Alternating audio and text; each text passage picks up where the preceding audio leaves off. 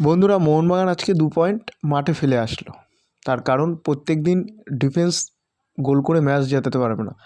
Forward লাইনের এত goal miss, আর কি বলবো। হাফ টাইমে এত দৃষ্টিনন্দন ফুটবল হয়েছে যে টাইমটা বোঝাই যায়নি, যে এত সুন্দর খেলা হচ্ছে। মানে মোহনবাগানের এতগুলো ম্যাচ দেখার পরে কালকের ম্যাচে এত সুন্দর লাগলো যে ফার্স্ট হাফ এত সুন্দর খেললো। খুব দৃষ্টিনন্দন ফুটবল হয়েছে। মানে টাইমটা এত পার হয়ে এত সময়ভাবে পার হয়ে গেছে, খেলার মধ্যে ঢুকে গেছিলাম। আমরাও খেলা দেখছিলাম, তার মধ্যে খেলার মধ্যে টাইমটা এত তাড়াতাড়ি পার হয়ে গেল, 45 মিনিট বুঝতেই পারলাম না। যদি বলো ফার্স্ট হাফে যা খেলা হচ্ছিলো, মনে হচ্ছিলো যে মোহনবাগান প্রচুর গোল করবে, আর খুব মিস হচ্ছে। এটা আপফ্রন্ট থেকে কেউ আশা করিনি যে এত মিস করবে, এত সুন্দর সুন্দর প্লেয়ার সবাই।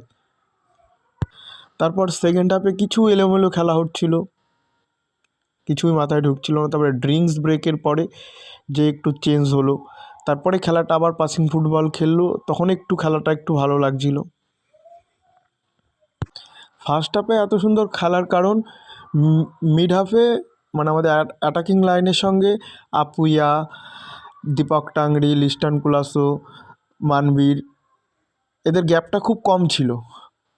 সেকেন্ড বলগুলো জিতছিল, কিন্তু হাফ টাইমের পরে সেকেন্ড বলগুলো আর পারছিল না ঠিক মতো। ওরা সেকেন্ড বলগুলো ক্লিয়ার করছিল না, আমাদের কোনো প্লেয়ার পেলে তাকে ধাওয়া করছিল।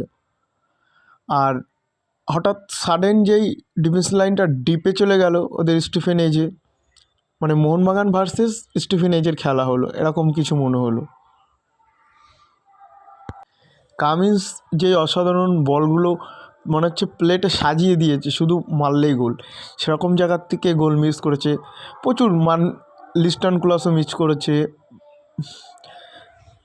ম্যাকলারেন মিস করলো, কামিন্স মিস করলো, প্রচুর গোল মিস হচ্ছে। এইগুলো এরকম টাইমে এসে মানে লিগের শেষে এসে এত মিস মানায় না। ঠিক আছে, 2 পয়েন্ট তো মাঠে ফেলে আসলো, আর ম্যাচ লিগের শেষ টাইমে এরকম খেললে খুব খারাপ দেখায়। আজকে যদি ম্যাচটা জিততো, মানে লিগ শিল্ড তো আমাদের পকেটে থাকতো। প্রথম কথা, আগে ভিডিওতে আমি বলেছিলাম, প্রেশার কম থাকতো, অন্য অন্য ম্যাচের থেকে খুব সুন্দর লাগতো। আর ম্যাচটা দেখে আমাদেরও অনেকটা মন খারাপ হয়ে গেছে। তোমাদেরও কেমন লাগলো বলো, আর কমেন্টে জানিও। এইটুকুনো বলে ভিডিওটা শেষ করি। জয় মোহনবাগান, সবাই ভালো থেকো, সুস্থ থেকো। ভিডিওটা ভালো লাগলে বন্ধুরা চ্যানেলটা সাবস্ক্রাইব করো, কমেন্ট করো, শেয়ার করো।